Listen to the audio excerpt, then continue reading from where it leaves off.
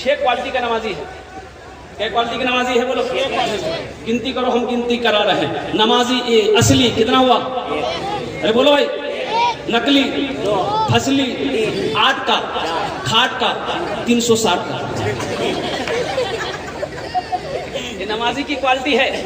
अल्लाह पाक हम सबको असली नमाजी बनाए। पहला नंबर का नमाजी बताया गया कि असली नमाजी की पहचान वो है, तूफान आ जाए, आंधी आ जाए, खुशी का माहौल हो, गम का माहौल हो, बेटे का जनाजा रखा क्यों ना रह जाए, असली नमाजी की ये पहचान है कि जब कानों से आवाज टकराए, जब तक वो नमाज नहीं पढ़ लेगा उसे चैन और सुकून नहीं मिलेगा।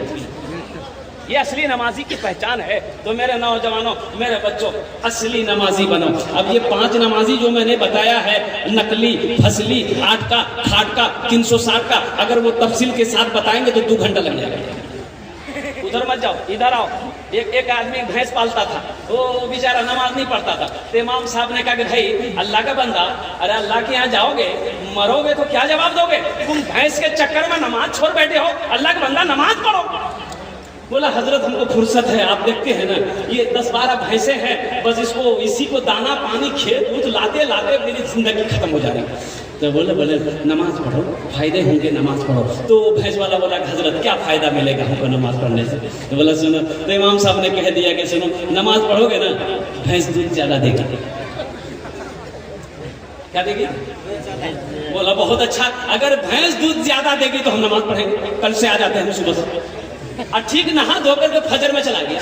अब फजर की नमाज पढ़ के आया, इत्तफाकन कहीं एक भैंस उसकी मर गई। बोला अखनी ये नमाज पढ़ना, अगर ये भैंस मर गई। दौड़ा इमाम साहब को बच गया। बोला इमाम साहब गजब हो गया। बोला क्या हुआ? बोला देखिए हम नमाज पढ़े, भैंस मर गई।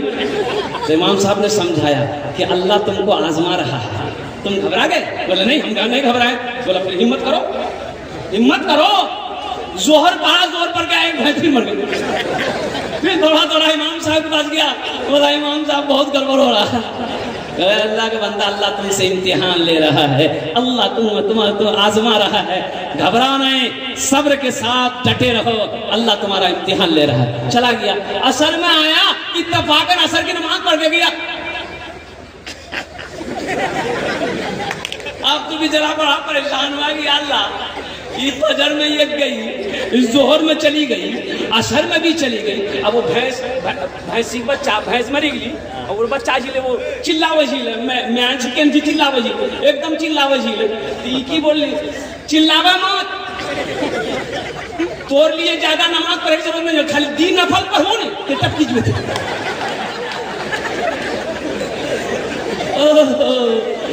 मेरे बच्चों, मेरे नौजवानों, नमाज को कायम करो, नमाज पढ़ो। नमाज तो देना चाहती है, नमाज तो नवाजना चाहती है। क्या नमाज कुछ मांगती है? नमाज कुछ मांगती है, नमाज में कुछ देना पड़ता है। नमाज तो नवाजना चाहती है। मेरा अल्लाह कहता है, एक बात याद रखो, तुम अमेरिका बात करते हो, लंदन बात करते हो, पाकिस्तान बात करो, तुम इंग्लैंड बात करो, तुम नेपाल बात करो, तुम कहीं बात करो, मोबाइल उठाते हो, फोन बटन दबाते हो, बात हो जाती है। तो क्या तुम नहीं चाहते हो मैं अल्लाह से बात करूं?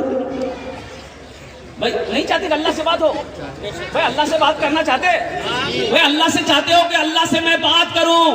तो अल्लाह से बात करने के लिए नमाज में खड़े हो। बताया गया बंदा जब नमाज में खड़ा हो जाता है, जब तक वो नमाज पढ़ता रहता है, अल्लाह से उसका कांटेक्ट, उनसे बात होती रहती है। बंदे की बात अल्लाह से होती रहती है, अल्लाह से गुफ्तगू होती रहती है। अल्लाह से बात करने का आसान तरीका है नमाज। नमाज किसी भी हालत में माफ नहीं है। इसलिए मेरे बच्चों, वादा करो कि इंशाअल्लाह, आज तक हम मस्जिदों से दूर थे, सजदों से दूर थे, इंशाअल्लाह आज की फजर से लेकर मौत की सुबह तक इंशाअल्लाह हम 5 वक्त की नमाज पाबंदी के साथ पढ़ेंगे इंशाअल्लाह। कितने लोग तैयार हैं मेरे भाई? अच्छा, सारे लोगों ने हाथ उठाया, माशाल्लाह। तो मस्जिद में जगह नहीं मिलेगी, मस्जिद में जगह नहीं मिलेगी। या अल्लाह, हमारे बच्चों ने हाथ उठाया है, वादा किया है। या अल्लाह, यहाँ तक हाथ उठवाना तो मेरा काम था, इनके दिलों को बदलना तेरा काम है। या अल्लाह, हमारे बच्चों के, नौजवानों के, भाइयों के दिलों को बदल दे। या अल्लाह, इनकी जिंदगी में दीन की मोहब्बत पैदा फरमा दे, नमाज की मोहब्बत बसा दे। या अल्लाह, सजदों की लज्जत बसा दे, हमारे बच्चों को नमाजी बना दे मौला। हमारे बच्चों को सजदों से मोहब्बत पर प्यार करवा दे मौला, मोहब्बत फरमा दे मौला। नमाज से मोहब्बत हो जाए, हमारे बच्चे मस्जिदों को आबाद करने वाला मर्द मुजाहिद बन जाए, दीन का सिपाही बन जाए। एक साहबी है, साहबी रसूल, रोटी रोजी नहीं चल रही, रोटी रोजी नहीं चल रही, मजदूरी करते थे और नहीं चल रही है। 3 दिन हो गए, जाते थे लौट कर चले आते थे, मजदूरी नहीं मिलती थी। तो बीवी ने कही, ए मेरे सरदार क्या हुआ, मजदूरी नहीं मिल रही? कहा मैं ठेके पे जाता हूँ, ठेके पे जाता हूँ, लेकिन कोई मुझे लेने नहीं आता। तो बीवी ने कही कि मेरे सरदार आज दूसरे दिन है, चूल्हा नहीं जला है, आप कमा के लाएंगे नहीं तो हम लोग खाएंगे क्या? है मेरे सरताज, आप भूख बर्दाश्त कर लेंगे, हम भूख बर्दाश्त कर लेंगे, लेकिन ये छोटा छोटा मासूम बच्चा है, ये बर्दाश्त नहीं कर पाएगा। खुदा के वास्ते आज कुछ इंतजाम कीजिए। तीसरा दिन था, इसका शोहर बोला कि मेरी बीवी गम ना करो, वो मेरा रब सबसे बड़ा रज़्ज़ाक़ है, वो मेरा रब खिलाने वाला है, वो मेरा पालने वाला रब है। इंशाअल्लाह आज तीसरा दिन है, मजदूरी मिल जाए, कुछ ना कुछ इंतजाम करूंगा। उसका शोहर गया, सुबह गया और गया और 2-4 घंटे के बाद घर आया। बीवी ने कही कि लाए कुछ खैर है? कहा कि नहीं बीवी, कुछ नहीं मिला, मजदूरी नहीं मिली। बैठा हुआ था, बीवी कहने लगी मेरे सरताज आज क्या होगा, बच्चों के 3 दिन हो गए, पेट में एक दाना नहीं गया है, पड़ोसी के यहाँ से कुछ लाकर बना के बच्चों को खिलाई थी, बच्चे सुबह से भूखे हैं। कुर्बान जाओ, ईमान देखो, ये साहबी रसूल अपनी बीवी से कहते हैं, ऐ मेरी शरीके हयात, ऐ मेरी बीवी घबराना, अल्लाह का रिज़्क़ का दरवाजा खुला हुआ है। अल्लाह ने कुरान में कहा है, वमा मिन दाब्बतिन फिल अर्दि इल्ला अलल्लाहि रिज़्क़ुहा, रोए ज़मीन में कोई ऐसी मखलूक नहीं जिसके रिज़्क़ का जिम्मा मेरे अल्लाह के ऊपर ना हो। वही जमीन में कोई ऐसी मखलूक नहीं है जिसका रिज़्क़ का जिम्मा मेरे अल्लाह ने ना लिया हो। कुर्बान जाओ, अपनी बीवी से कहते हैं कि एक लोटा पानी लिया, एक लोटा पानी लिया। बीवी गई, भागी गई, एक लोटा पानी लिए के आई। ये सहाबी रसूल वजू बनाए, वजू बनाने के बाद 2 रकात नफल की नमाज पढ़े और रब की बारगाह में दुआ की। और दुआ करने के बाद अपनी बीवी से कहते हैं कि मेरी बीवी जा तो देख, वो आटा की जो चक्की है, गेहूं पीसने वाली जो चक्की है, देखो चल रही कि नहीं चल रही? अच्छा, उस चक्की को हम लोग अपनी जबान में क्या कहते हैं? जातो, क्या बोलते बोली? जातो बोलते हैं ना। बीवी गई, भाग के गई, देखती कि नहीं चल रही, लौट के आई, बोले मेरे सरताज नहीं चल रही। ये साहबी रसूल कहते हैं, हो ना हो मेरी नमाज में कोई कमी रह गई है। मेरे भाइयों, हो ना हो मेरी नमाज में कोई कमी रह गई है। ये कौन कह रहे हैं? साहबी रसूल कह रहे हैं, जिन्होंने मुस्तफ़ा सल्लल्लाहु अलैहि वसल्लम के पीछे नमाज पढ़ी। वो कह रहे हैं, हो ना हो मेरी नमाज में कोई कमी रह गई है, एक लोटा पानी और ले आओ। फिर एक लोटा पानी ले आई। फिर वो साहबी रसूल वजू बनाए और वजू बनाने के बाद फिर 2 रकात पढ़े, रब की बारगाह में दुआ किए। अब अपनी बीवी से कहते हैं, जाके देख तो सही वो चक्की चल रही कि नहीं चल रही। तो इनकी बीवी भागी गई, देखती क्या है, चक्की चल रही है, आटा निकल रहा है। सुभान अल्लाह, बोलो दमाश।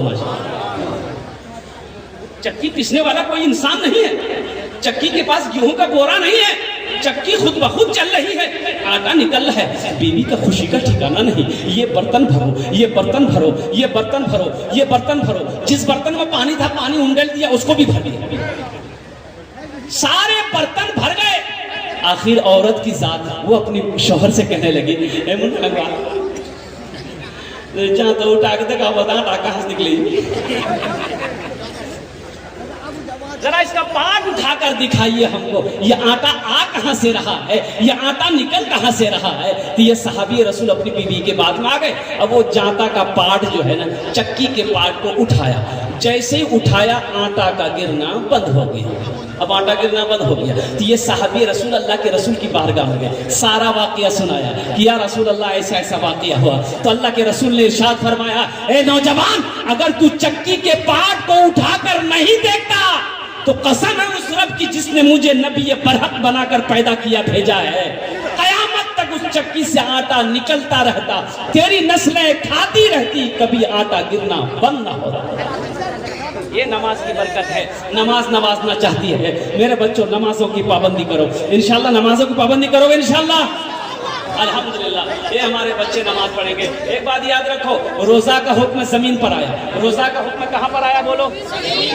हज का हुक्म कहाँ पर आया? बोलो बोलो, कहाँ आया? जमीन पर आया। रोजा का हुक्म जमीन पर आया, ज़कात का हुक्म जमीन पर आया, हज का हुक्म जमीन पर आया। कुर्बान जाओ। लेकिन जब नमाज की बारी आई, अल्लाह ने अपने महबूब को अर्श पे बुलाया। सुभान अल्लाह, बोलो दमाश। कहाँ बुलाया? अर्श कहाँ है? अर्श कहाँ है? सातों आसमान। सातों आसमान के पार कहाँ है? सातों आसमान के पार सिदरतुल मुंतहा है। सिदरतुल मुंतहा के ऊपर में अर्श है। और कुर्बान जाओ, अल्लाह अपने महबूब को बुलाया, सारी बातें हो गई। जब लौटने लगे तो अल्लाह के रसूल सल्लल्लाहु अलैहि वसल्लम से अल्लाह ने कहा, मेरे महबूब रुक जाइए, तोहफा लेते जाइए। क्या लेते जाइए?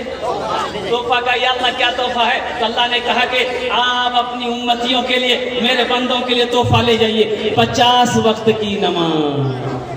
क्या वक्त की नमाज? अच्छा, 50 वक्त तक नमाज अगर रह गई तो तब की गली बोलो